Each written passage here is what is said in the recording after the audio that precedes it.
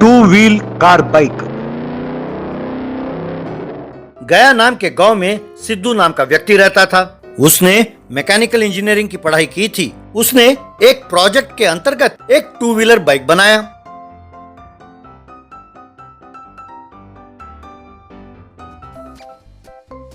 और फिर अपने दोस्त विवेक को उसे दिखाया।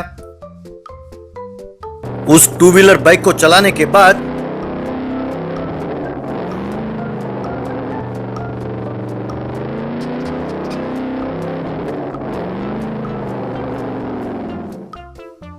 सिद्धू से विवेक, अरे यार ये तूने कमाल कर दिया, ये बाइक तो बहुत बढ़िया है। वैसे देखा जाए तो इसे हम टू व्हीलर कार कह सकते हैं। इसे चलाने वाला हर तरह से सुरक्षित है। ये जरूर बहुत बढ़िया और सक्सेसफुल होगा। तो अब आगे क्या प्लान है?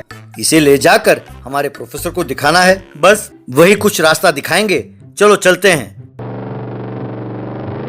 कहकर दोनों मिलकर प्रोफेसर के पास गए।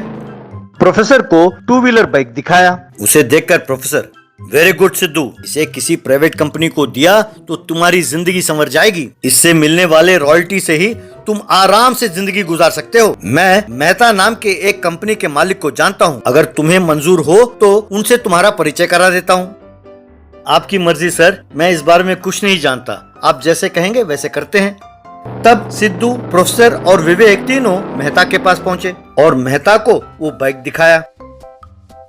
प्रोफेसर साहब, गाड़ी तो अच्छा है, पर पता नहीं क्यों लगता है कि अपने इंडियन रोड्स के लिए ये गाड़ी ठीक नहीं है। पर अगर सिद्धू को थोड़े पैसों की जरूरत है तो मैं बात करके थोड़ा बहुत दिला दूंगा। जरा सोच विचार के मुझे बताइएगा। ये क्या मेहता जी, आप ऐसे कह रहे हैं? ये मॉडल फ्यूचर में सक्सेस जरूर होगा। सर, आप फ्यूचर की बात कर रहे हैं, मैं अब की बात कर रहा हूँ। वैसे कौवा को अपना बच्चा बहुत अच्छा लगता है, क्योंकि आपके चेले ने इसे बनाया है तो आपको अच्छा लग रहा होगा। बट आई एम हेल्पलेस, सोच लीजिए। तब वे तीनों बाहर आ गए।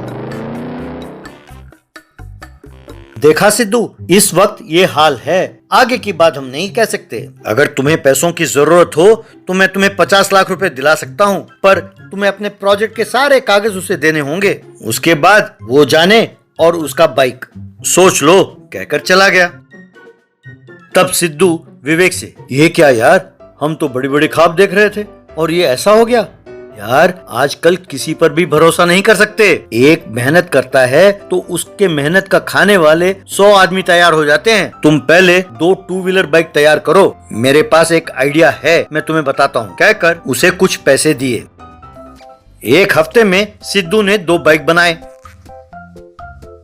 तब विवेक ने 2 व्यक्तियों को बुलाया और उन्हें पैसे देकर गांव-गांव उन बाइकों में घूमने के लिए कहा। वे दोनों उन बाइक में घूमने लगे तो सबने उन्हें रोककर उनसे उस बाइक के बारे में पूछने लगे।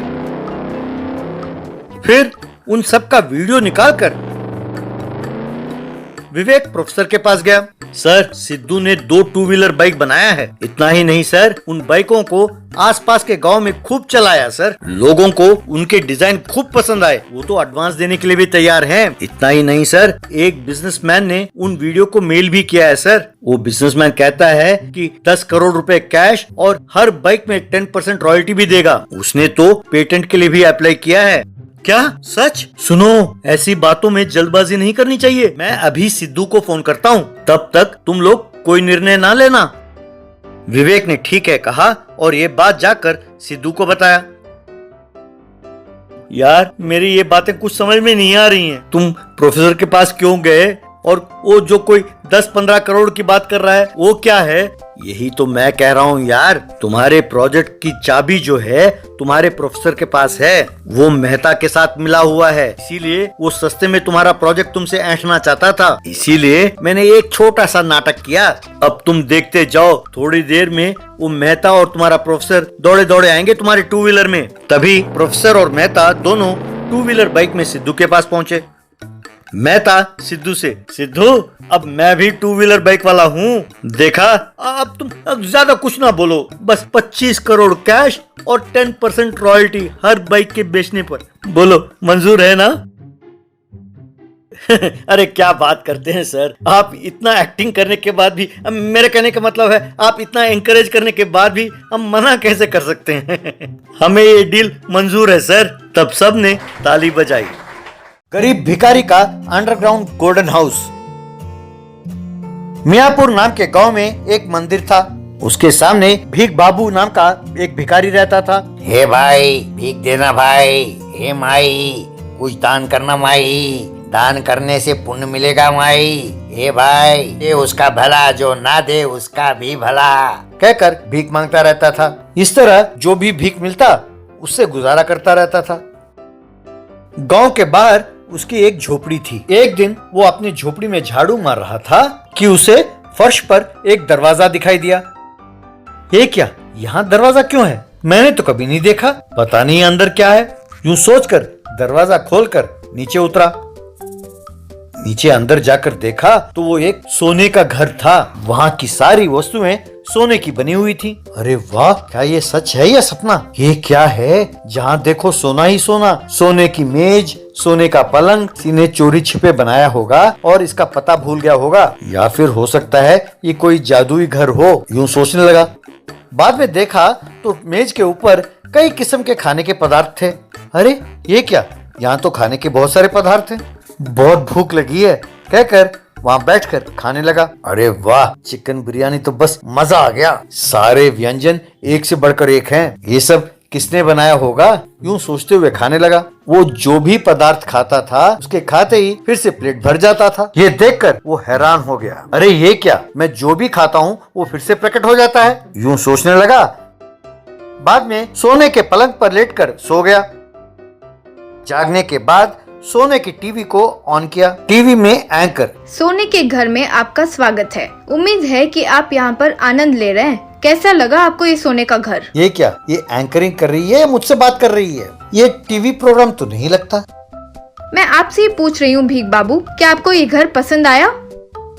पर ये क्या, तुम टीवी के अंदर से क्यों बात कर रही हो? क्या तुम एंकर नहीं हो? क्या ये टीवी प्रोग्राम नहीं है? हाँ, वैसे ये घर तो मुझे बहुत अच्छा लगा, पर ये घर है किसका? ये सोने का क्यों बनाया है? ना ये टीवी प्रोग्राम है, ना मैं एंकर हूँ। ये एक जादुई सोने का घर है। इसे मैंने ही बनाया है। तुम इस घर में जितने दिन चाहो रह सकते हो। यहाँ तुम्हें हर किस्म की सहूलियतें मिलेंगी, पर यहाँ का सोना बाहर नहीं जाना चाहिए और इस घर के बारे में किसी और को पता नहीं चलना चाहिए। मंजूर है? ठीक है। जब इतनी सहूलियतें हैं यहाँ पर तो मैं बाहर क्यों जाऊंगा? मैं यहीं रहूंगा। तुम जल्दी से गायब हो जाओ, मुझे क्रिकेट मैच देखना है। फिर वो क्रिकेट मैच देखने लगा। इस तरह कई दिन तक वहीं खा पी कर सोने लगा। वहां की सुख की उसको आदत पड़ गई तो उसको आलस के साथ साथ घमंड भी होने लगा।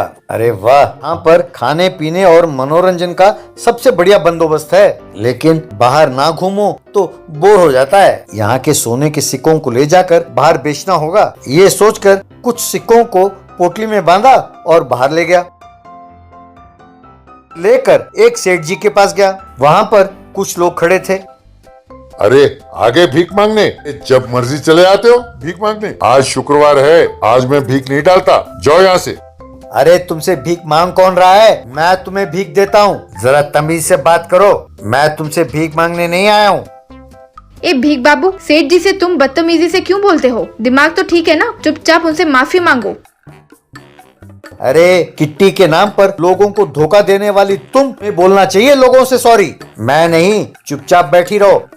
ये क्या, तुम पागल हो गए हो क्या? तुम आए किस लिए हो? क्या चाहिए तुम्हें? अब आए ना रास्ते पर, मेरे पास सोने के सिक्के हैं, इन्हें ले लो और मुझे पैसे दो। तुम चाहो तो तुम पर एहसान करता हूँ, सस्ते में देता हूँ। समझ लेना कि वो मैंने तुम्हें भीख दिया है। ऐसे सोने के सिक्के मेरे पास और बहुत हैं। क्या सोना है? तुम्हें कहाँ से मिला सोना? तुमने कहीं चोरी किया है क्या? अरे पेट्रोल पंप में पेट्रोल में मिलावट करके बेचने वाले तुम हो। तुम लोगों को धोखा देकर जीते हो और मुझसे कहते हो। मेरी किस्मत अब बदल चुकी है। मैं अब सोने के घर में रहता हूँ। मुझे चोरी करने की जरूरत नहीं है। चाहो तो मेरे सोने के सिक्के देख लो। सेठ ने जब पोटली को खोलकर उल्टा किया तो उसके अंदर से कंकड़ गिरे। क्यों कंकड़ लाके सोना कहते हो? तुम किसे ठगना चाहते थे? कहकर सब ने मिलकर उसे खूब मारा। हाय रे बाप रे, मुझे ना मारो, मेरा विश्वास करो, मेरे साथ आओ, आपको मैं सोने का घर दिखाता हूँ, मेरा विश्वास कीजिए। कहकर उन सबको लेकर वो अपनी झोपड़ी पर पहुंचा। पर वहाँ देखा तो वहाँ पर झोपड़ी भी नहीं था। लोगों ने फिर से उसे खूब मारा और चले गए। तब वो टीवी वाली एंकर प्रकट हुई। बेटा, मैं संतृप्ति देवता हूँ। तुमने फिर से साबित कर दिया कि मनुष्य को जितना मर्जी दो वो तृप्त नहीं होता। तुम जैसे भीख मंगे को मैंने हर किस्म की सहूलियतें दी, पर तुम उस मौके का फायदा नहीं उठा पाए और अब इस गांव में तुम भीख भी नहीं मांग सकते। कोई और गांव चले जाओ और वहाँ पर ईमानदारी से जियो। कहकर वो गायब हो गई। फिर भीख बाबू अपनी जिंदगी की तलाश में दूसरे गांव चला गया।